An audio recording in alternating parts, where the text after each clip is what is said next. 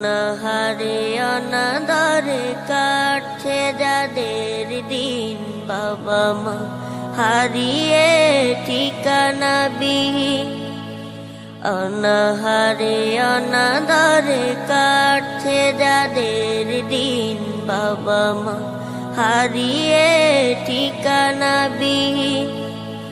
তাদেরকে করোনা লাঞ্ছিত বঞ্চিত, তাদেরকে করোনা লাঞ্ছিত বঞ্চিত। আচরণে করোনা মনটা মলিন।